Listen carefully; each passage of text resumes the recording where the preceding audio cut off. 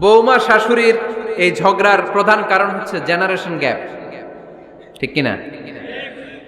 শাশুড়ি এক জেনারেশনের আর বৌমা আরেক জেনারেশনের। শাশুড়ি ভাবে একরকম, বৌমা ভাবে আরেক রকম। শাশুড়ি চায় বউর উপর খবরদারি করতে, বউ চায় শাশুড়ির উপর খবরদারি করতে। এই ডমিনেটিং এর কারণে কিলাকিলি আছে না নাই? আহা, এটা ঠিক না। আমার শাশুড়ি মায়েরা যারা আছেন, প্রথমে শাশুড়ি দিয়ে শুরু করি। আমার মাইকের আওয়াজ যে ঘরগুলোতে যায়, আমার শাশুড়ি মাদেরকে বলবো, বউদের উপর অত্যাচার করবেন না। ছেলেরে প্রশ্ন করে, তোর কাছে তোর বউ বড় না আমি বড়? আছে না নাই? এটা একটা প্রশ্ন হইল।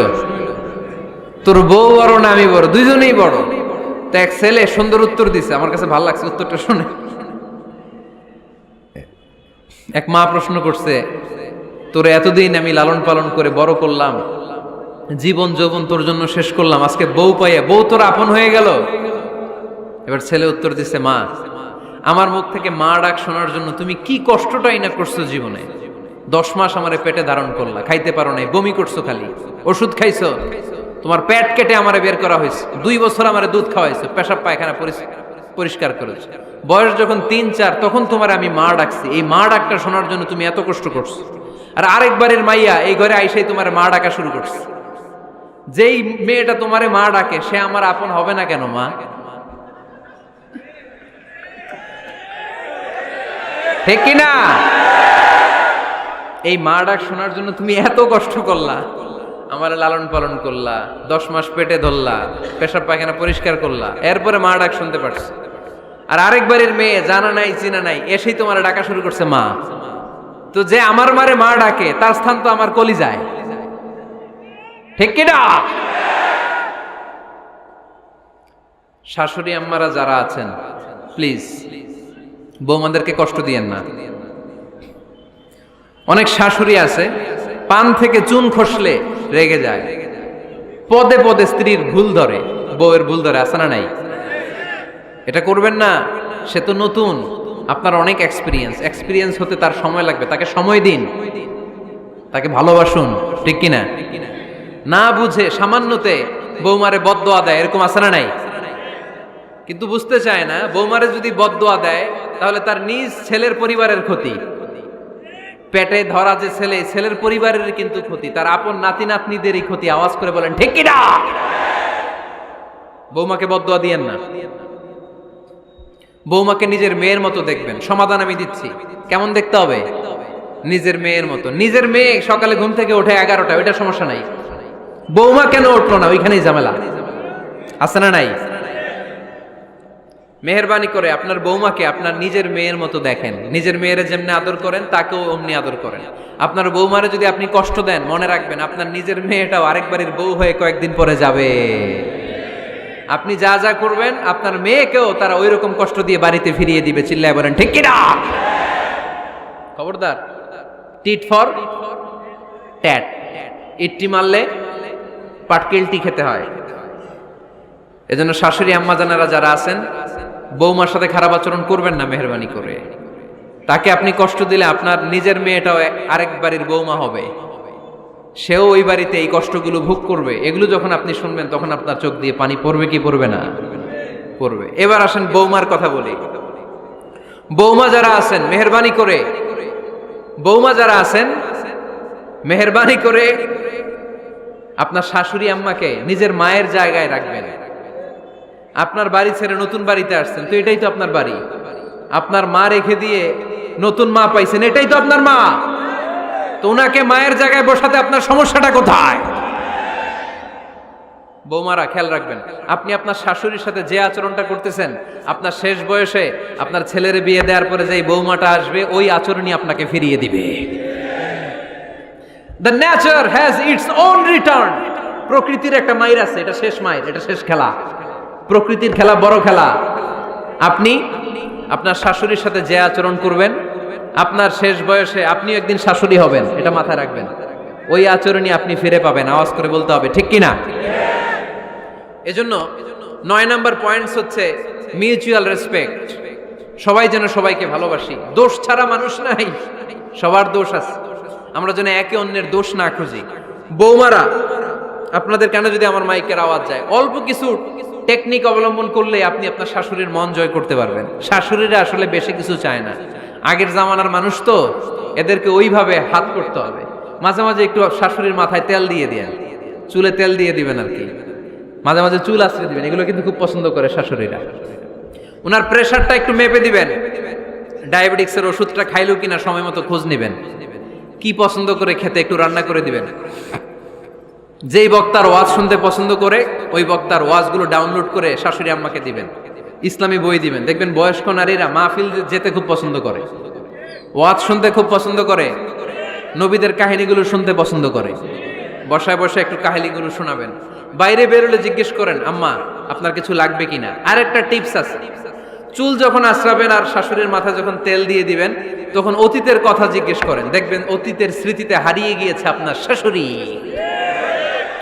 কি জিজ্ঞেস করবেন জানেন? জিজ্ঞেস করবেন, আম্মা জান, মুক্তিযুদ্ধের সময় আপনার বয়স কত ছিল? ওই সময় মুক্তিযুদ্ধের সময় আপনাদের এলাকায় কি কি হয়েছিল মা? আরেকটা প্রশ্ন করবেন, মা বিয়ের সময় আপনি কেমন ছিলেন? ওই দিন দেখবেন বুড়ি আর বুড়ি নাই, জুয়ান হয়ে গেছে। ওই দিন বলবে, মা আমি অনেক সুন্দরী ছিলাম, আমার মাথায় অনেক চুল ছিল, আজকে নাই। আমগো গ্রামে আমার চাইতে সুন্দরী মাইয়া ছিল না। অতীতের স্মৃতিতে, স্মৃতি হাতরাতে হাতরাতে তিনি হারিয়ে যাবেন। জিজ্ঞেস করবেন যে, মা শীতকালে আপনাদের দেশে কি পিঠা বানাতেন আপনি যখন ছোট ছিলেন, আপনার বাপ চাচারা কি করতো? এগুলো জিজ্ঞেস করলে উনি স্মৃতির পাতা হাতরাতে হাতরাতে চোখ দিয়ে দাঁড় দাঁড় করে ওনার পানি ঝরতে শুরু করবে। আপনার জায়গায়, ওনার হৃদয়ের মনি কোঠায় এমন জায়গায় পৌঁছবে, আপনার ছাড়া উনি কিছুই বুঝবে না। বৌমারা, এই অল্প কিছু টিপস অবলম্বন করে আপনারা আপনাদের শাশুড়ির মনকে জয় করতে পারেন। শাশুড়ি বৌমার দ্বন্দ্ব আমরা চাই না, আমরা চাই শাশুড়ি বৌমাকে নিজের মেয়ের মতো জানো, আর বৌমার শাশুড়িকে আপন মায়ের মতো ভালোবাসুক, ঠিক কিনা? এই মিউচুয়াল রেসপেক্টই পারে শাশুড়ি বৌমার দ্বন্দ্বকে দূর করতে, আর ঘরটারে শান্তির টুকরা বানাতে। আওয়াজ করে বলেন ঠিক কিনা? কয়টা গেল? আর আছে কয়টা? দোয়া করবেন একে অপরের জন্য। দোয়া, সাইয়েদনা ইব্রাহিম ফ্যামিলির জন্য দোয়া করতেন, রব্বি জাআলনি মুকিমাস সালাতি ওয়া মিন যুররিয়াতি রব্বানা ওয়া তাকাব্বাল দুআ। ও আল্লাহ, আপনি আমার নামাজ কায়েমকারী বানান, আমার কলিজার টুকরা সন্তান ইসমাইলকেও নামাজ কায়েমকারী বানান, আমার দোয়াটা আপনার দরবারে আপনি কবুল করে নেন। সুবহানাল্লাহ পড়েন। রব্বানা ইন্নী আসকানতু মিন যুররিয়াতি বিওয়াদিন গায়রি যী যারইন ইনদা বাইতিকাল মুহাররাম। ও আল্লাহ, আমার সন্তান সন্ততি, আমার ফ্যামিলিকে ধুধু মরুপ্রান্তর এই উপত্যকার মধ্যে তোমার কাবা ঘরের সামনে রেখে গেলাম, তাদেরকে তুমি নামাজ কায়েমকারী বানিয়ে দিও। গোটা বিশ্বের সব মানুষের অন্তর আমার ফ্যামিলির দিকে আল্লাহ তুমি ঝুঁকিয়ে দিও। ওয়ারযুকহুম মিনাস সামারাত, ফলমূল দিয়ে আল্লাহ তুমি তাদেরকে রিজিকের ব্যবস্থা করে দিও। তার মানে সব নবীরা তাদের পরিবারের সদস্যদের জন্য দোয়া করতেন কি করতেন না? আবার কোরআন আমাদেরকে শিখালো, রব্বানা হাব লানা মিন আজওয়াজিনা ওয়া মিন যুররিয়াতিনা কুররাতা আ'য়ুন ওয়াজআলনা লিল মুত্তাকিনা ইমামা। ও আল্লাহ, এমন নেককার সন্তান, এমন নেককার স্ত্রী আপনি আমাকে দান করেন যাদের দিকে তাকালে আমার চোখ দুইটা ঠান্ডা হয়ে যায়। চক্ষু শীতলকারী স্ত্রী দেন। বিয়ে যাদের হয় নাই, ইয়াং ছেলেরা এই দোয়াটা করবা। বিয়ের জন্য দোয়ার দরকার আছে না নাই? প্রতিদিন এই দোয়া করবা, আল্লাহ এমন স্ত্রী দেন, এমন জীবন সঙ্গিনী আপনি আমাকে দেন, এমন লাইফ পার্টনার দেন যার দিকে তাকালে আমার চোখ জুড়িয়ে যায়। এমন সন্তান আল্লাহ আপনি আমার ফ্যামিলিতে দেন যাদের দিকে তাকালে আমার চোখ দুইটা ঠান্ডা হয়ে যায়। নেককার সন্তান, নেককার স্ত্রী আল্লাহর কাছে দোয়া করে চেয়ে নিতে হয়। তাহলে ফ্যামিলি মেম্বার একে অপরের জন্য দোয়ার দরকার আছে না নাই? বাবা দোয়া করবে ছেলের জন্য, ছেলে করবে বাবার জন্য, মা দোয়া করবে মেয়ের জন্য, মেয়ে করবে মায়ের জন্য, ভাই করবে বোনের জন্য, বোন করবে ভাইয়ের জন্য। দোয়ার দরকার আছে না নাই? দোয়া করবেন সবাই সবার জন্য। এই যে কোরআনের বঙ্গানুবাদ পাওয়া যায় না এখন, কথা বলেন। স্মার্টফোন আছে কার কার দেখি? হ্যাঁ, কারা কারা স্মার্ট দেখি?